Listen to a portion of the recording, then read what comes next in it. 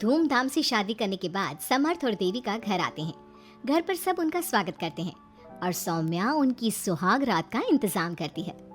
समर्थ और देविका दोनों अपने रूम में बैठे बातें कर रहे होते हैं। तब देविका कहती है, सुनिए, आप इतना दूर क्यों बैठे हैं? नहीं, कुछ नहीं, बस थोड़ा सा थक गया हूँ। अगर आप कहें तो मैं आपका सर दबा दूँ?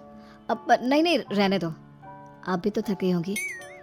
देविका आगे बढ़ते हुए कहती है, थक तो गई हूँ, पर आपकी सेवा करना पहला धर्म है मेरा। देविका झट से समर्थ के पैर पकड़कर दबाने लगती है।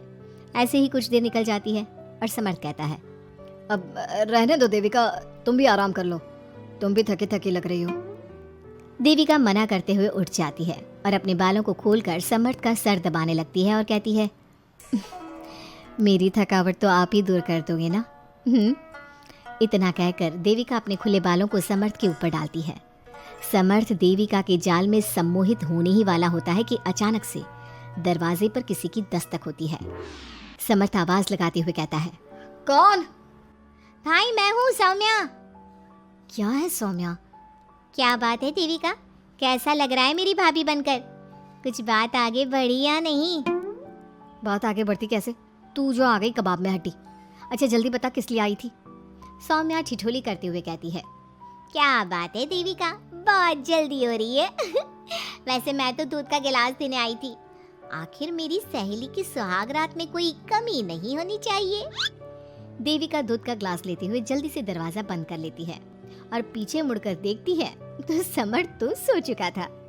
देविका समर्थ को उठाते हुए कहती है, सुनिए समर्थ जी, उठ जाइए ना, सौम्या दूध देने आई थी, इसे पी लीजिए, फिर आप सो जाना। समर्थ नींद में उठता है और दूध पीकर फिर से सो जाता है। देविका उसके बगल में बैठी कहती है, सुनिए समर्थ जी, आज हमारी पहली रात है और आप सो रहे हो। समर्थ नींद में ही कहता है, देविका मैं बहुत थक गया हूँ, मुझे बहुत तेज नींद आ रही है, तुम भी सो जाओ। सोने के लिए तो पूरी रात पड़ी है, आप उठिए ना और कुछ देर मुझसे बात तो करिए। देविका जिद करते हुए समर्थ को आधी नींद से उठा देती है।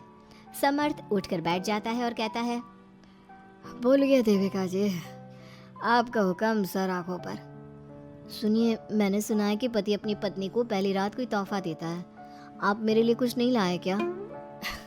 वो मैं कैसे भूल सकता हूँ, लाया हूँ, पर वो दूसरे रूम में रखा है। तो दिखाइए ना क्या लाए हैं। अरे अभी तो कहा कि तुम्हारा गिफ्ट दूसरे रूम में है, तो जाकर लेकर आइए ना। अगर अभी गया तो घर के सब लोग जाग जाएंगे और 10 तरह के सवाल जवाब करेंगे। मैं सुबह दिखाता हूँ ना। समर्थ इतना कहकर लेट जाता है और लेटे लेटे देविका से कहता है, अच्छा सुनो देविका, मुझे बहुत नींद आ रही है, मैं सो रहा हूँ, तुम भी सो जाओ। देविका समर्थ की बात सुनकर कहती है, आपको तो हमारी पहली रात की कुछ पड़ी ही नहीं है। इतना कहकर देविका भी उसके करीब आकर लेट जाती है और सो जाती है। अगली सुबह अधीरा समर्थ के रूम में सफाई करने आती है और देविका को उसके करीब लेटा देख रोने लगती है। रोने की सिसकी सुनकर समर्थ की आंख खुल जाती है। वो उठकर देखता है कि अधीरा उसके कमरे में रो रही है। उसे देखते ही समर्थ बहुत गुस्से में आ जाता है और अधीरा से कहता है, अधीरा, तुम सुबह सुबह क्यों रो रही हो? तुम्हें यहाँ नहीं आना चाहिए था, जाओ यहाँ से। समर्थ अधीरा का हाथ पकड़कर रूम के बाहर कर देता है और कहता है, अब बिना दरवाजा नॉक किए अंदर मत आना। इतने में देविका भी आ जाती है और समर्थ को भड़काते हुए कहती है, हाँ समर्थ जी, ये रो रो कर हमारे घर में अपशगुन कर रही है, और अब ये देखो कैसे मगरमच्छ के आंसू दिखा रही है। इतना कहकर देविका अधीरा का हाथ पकड़कर घसीटती है और कहती है, अब क्या रोती रहेगी या कुछ काम भी करेगी? मुफ्त में रोटियां तोड़ने को नहीं मिलेगी यहाँ पर, चल उठ यहाँ से और कुछ काम कर। अधीरा वहाँ से उठकर रोते रोते चली जाती है और जाकर रसोई में सबके लिए चाय बनाती है और चाय जाकर पहले अपनी सास को देती है। चाय पीते ही मंजू अधीरा को गुस्से से कहने लगती है, लगता है मुझे मारने की साजिश कर ली है। अरे अभी तक तूने ढंग की चाय बनाना नहीं सीखा।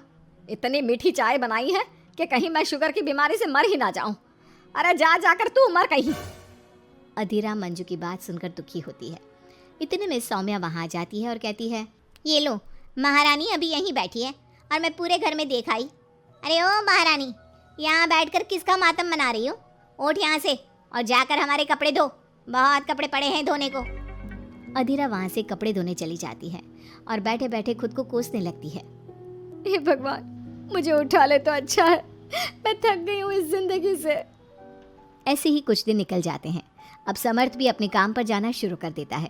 एक शाम अधीरा घर के सारे काम करके अपने रूम में आराम कर रही थी और मंजू अधीरा को आवाज लगाते हुए कहती है, अरे ओ कल मुही, अगर आराम हो गया हो तो आकर मेरे पैर दबा दे। देविका उस समय वहीं से गुजर रही थी और समर्थ का घर आने का टाइम देखकर देविका मंजू से कहती है, माँ जी सुनिए, आप कहें तो मैं दबा दूं आपके पाँव। पता नहीं अधीरा कहाँ है।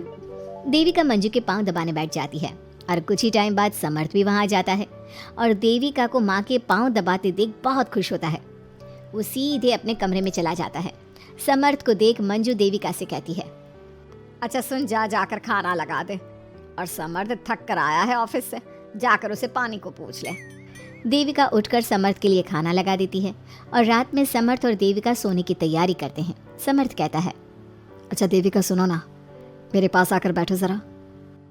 अरे पापा मैं बहुत थक गई हूँ, मुझे नींद आ रही है।